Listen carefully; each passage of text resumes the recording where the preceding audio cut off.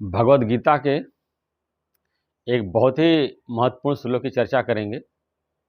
इसको आप सुनेंगे, समझेंगे तो आपका बहुत आनंद आएगा। इस श्लोक में ज्ञान का बहुत रहस्य छुपा हुआ है। अगर अच्छी तरह से इसको समझेंगे, जो देहाभिमान पड़ा हुआ है उसको ख़त्म करने में इस श्लोक बहुत ही मददगार साबित होगा। तो ये भगवद गीता के 6ठे अध्याय का 29 नंबर श्लोक है। श्लोक इस प्रकार है।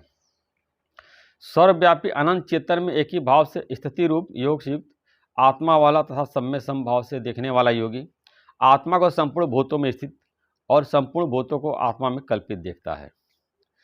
अब यहाँ बता रहे हैं कि सर्वव्यापी अनंत चेतन, जो पहला तो सर्वव्यापी है, यानी कि हर जगह है।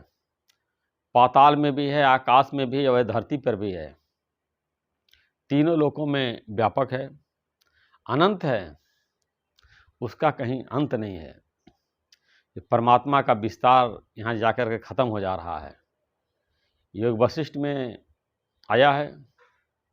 भगवान वशिष्ठ जो है पूरा ब्रह्मांड के अंत लगाने की बहुत कोशिश किया, कहीं भी उनको जो है ब्रह्मांड का अंत नहीं मिला। तो इसीलिए बताया गया कि परमात्मा अनंत है। कहीं भी आप कितना भी आप एरोप्लेन लेकर के, कुछ भी लेकर के आप कितनी दूर तक रॉकेट छोड़िए, कहीं भी सृष्टि का अंत नहीं मिलेगा। अनंत है, पूरा आकाश अनंत है। ऐसे परमात्मा अनंत है, असीम है और चेतन है। चैतन्य स्वरूप ऐसा नहीं कि जड़ है। जैसे पत्थर होता है, ईंटा होता है, मट्टी होता है, वैसा जड़ नहीं, चेतन है। उसमें एक ही भाव स्थिति रूप उस चेतन से अपने आप को एकत्व स्थापित करना, एक ही भाव स्थापित करना है। वो चेतन परमात्मा और मैं दोनों एक ही हूं। उस परमात्मा से एकत्व स्थापित करना है। जो विराट है, सर्वव्यापी है, इसी को अद्वैत बोलते हैं। अपना जो अलग अस्तित्व बना करके बैठे हैं कि परमात्मा अलग है, मैं अलग हूं, इसको द्वैत बोलते हैं। भगवान इसी द्वैत को यहाँ खंडन कर रहे हैं। कह रहे इस द्वैत को खत्म करो। जो अपने को परमात्मा से अलग मान करके बैठे हो, जो अपना अलग अस्तित्व बना करके बैठे हो, जो अपने को देह मान लिया, देह अभिमान में आ गए हो, अपने को देह मान रहे हो, हर जगह देह मान कर चल रहे हो और भगवान का अलग अपने को अलग जान रहे हो। इस अलग पहचान की, अलग अस्तित्व की तुम समाप्ति कर दो, खत्म कर दो और जानो वो परमात्मा और मैं दोनों एक ही हूं। इस तरह से बता रहे। ऐसा जब योग स्थापित कर लेते हैं, इस तरह का योग स्थापित करने वाला आत्मा, कोई भी आत्मा जब ऐसा परमात्मा से अपना योग एकत्व स्थापित कर लेता है, विराट चेतन परमात्मा एकत्व स्थापित कर लेता है, तो सब में समान भाव से देखता है। उसकी सम दृष्टि हो जाती है। अब ऐसा नहीं कि समवर्तन करने के शास्त्र में बताया गया कि सम दृष्टि की बात की गई, समान भावना उसके अंदर आ जाती है। क्या समान भावना आ जाती है? सबके अंदर वही विराट चेतन परमात्मा दिखाई देने लगता है। वो परमात्मा सबके अंदर विराजमान है, सबके अंदर मौजूद है। हरि व्यापक सर्वत्र समाना, प्रेम से प्रकट होई मैं जाना। जिसके दिल में ईश्वर के लिए प्रेम होती है, भक्ति होती है, उसके दिल में परमात्मा प्रकट हो जाते हैं। इसीलिए आया है कि योगी अंदर निवास, अब भोगी अंदर उदास। जो परमात्मा से योग स्थापित करता है, परमात्मा उसके अंदर प्रत्यक्ष निवास करते हैं। और जो भोगी हैं, संसार के भोग प्राप्त करने के लिए संसार के भोगों में रमण कर रहे हैं, भोगों में भटक रहे हैं, परमात्मा को नहीं प्राप्त कर पाते, परमात्मा वहाँ नहीं निवास करते हैं।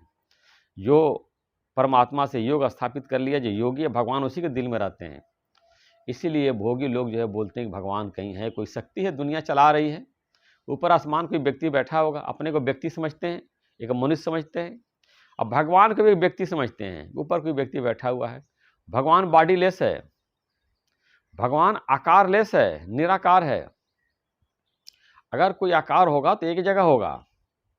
जैसे पेड़ एक जगह है, पहाड़ एक जगह है, या मकान एक जगह है, या कुतुब मीनार एक जगह है, तो एक जगह परमात्मा बैठ करके सारे संसार का संचालन कैसे कर लेगा? तो यही बता रहे हैं कि और ऐसा कैसे योगी समझता है? आत्मा को संपूर्ण भूतों में स्थित और संपूर्ण भूतों को आत्मा में कल्पित देखता है। ये बहुत महत्वपूर्ण ज्ञान है। अगर आप इसको समझ गए, आपका ज्ञान का जो है एकदम कंसेप्ट क्लियर हो जाएगा।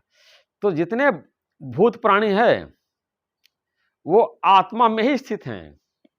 चाहे मैं हूँ, चाहे मेरा लड़का है, चाहे मेरी लड़की है, चाहे मेरी पत्नी है, चाहे मेरे रिश्तेदार हैं, चाहे मेरे दोस्त हैं, चाहे जो मेरे दुश्मन हैं, चाहे मेरे न जानने वाले हैं, सब आत्मा में ही स्थित हैं। सारा संसार जो है आत्मा में ही स्थित है। जैसे घड़ा देखते हैं, घड़े के बाहर भी आकाश है और अंदर भी आकाश है। ऐसे शरीर है, इसके अंदर भी आकाश है और शरीर के बाहर भी आकाश है।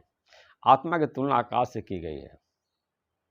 इस शरीर के अंदर भी आकाश है, बाहर भी आकाश है। मट्टी में आप देखिए, गड्ढा खोदिए, देखिए और खाली आकाश आ जाता है। शरीर जब नष्ट होता है और जला देते हैं तो पूरा आकाश तत्व बच जाता है। आकाश आकाश में लीन हो जाता है, आत्मा परमात्मा में लीन हो जाता है। तो इस तरह से आत्मा को समझना है। जितने भी भूत प्राणी सब आत्मा में ही स्थित हैं। सबके अंदर आत्मा को देखिए, शरीर मत देखिए। अगर आप ज्ञान प्राप्त करना चाहते हैं, योग प्राप्त करना चाहते हैं, मोक्ष प्राप्त करना चाहते हैं, तो सबके अंदर आत्मा को देखिए। सर्वत्र जो है, सब में जो है एक ही आत्मा है और ये आत्मा की शक्ति से सब मनुष्य चल रहे हैं।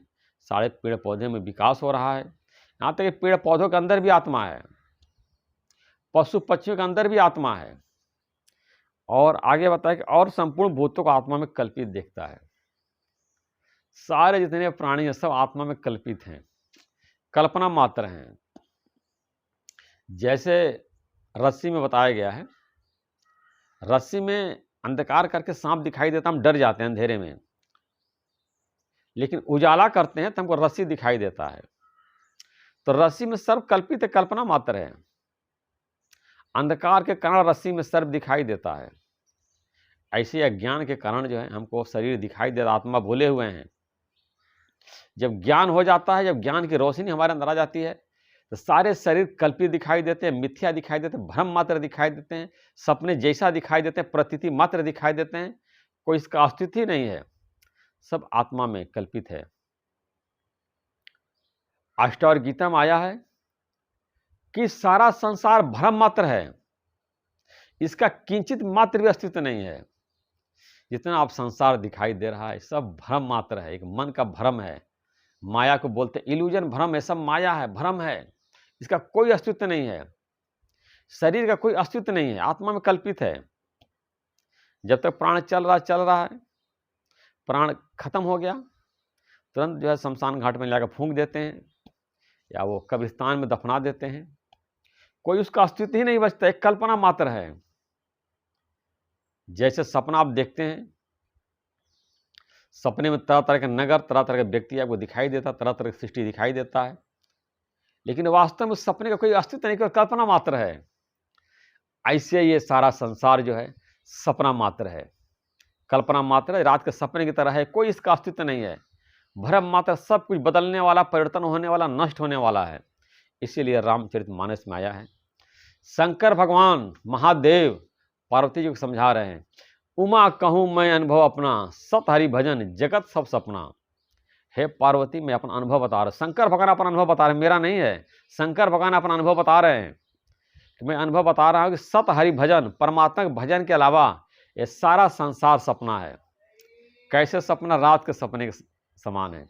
अब देखिए बाबर का समय देखिए, सिकंदर का समय देखिए, हुमायूं का समय देखिए, अंग्रेजों का समय देखिए, ये सब सपना नहीं है जो इतिहास लिखा हुआ है। आप इतिहास पढ़े लगता नहीं सब सपना मात्र। इतने यूरोप में कहाँ का, इतनी प्रथम विश्व युद्ध, द्वितीय विश्व युद्ध और परमाणु हमले जापान में 2-2 बार हुए, वो सब सपना नहीं लगता, कल्पना मात्र नहीं लगता है। जैसे भूतकाल की सृष्टि कल्पना मात्र है, ऐसे वर्तमान की सृष्टि भी कल्पना मात्र है और भविष्य की सृष्टि भी कल्पना मात्र ही होगी। इसको आप एंजॉय करिए। एक आत्मा ही सत्य है, एक परमात्मा सत्य है और आप वही परमात्मा के स्वरूप हैं। आपका अलग अस्तित्व नहीं है। आपके दुखों का जो कारण है अपना अलग अस्तित्व बना करके बैठे हैं और परमात्मा का ढूंढ रहे हैं, दुखी सुखी हो रहे हैं। जैसे ही अपने स्वरूप को जान लेंगे और परमात्मा से एकता स्थापित कर लेंगे, आपके दुखों का अभाव हो जाएगा। भगवान शंकराचार्य ने बताया है कि जीव और ब्रह्म की एकता ही ज्ञान है। अगर आपके अंदर जीव और ब्रह्म की एकता आपके अंदर आ गई, ऐसा अनुभव कर लिया, तो यही ज्ञान है। और जब तक आपके अंदर एकता नहीं है, जीव को अलग समझ रहा है, ब्रह्म अलग समझ रहा है कि मैं अलग जीव हूँ, ब्रह्म अलग है, यही एक ज्ञान है। जब एकत्व को प्राप्त कर लें, जैसा भगवत गीता बता रही है, आपके सारे दुखों का अभाव हो जाएगा और परम आनंद की प्राप्ति आपको हो जाएगी।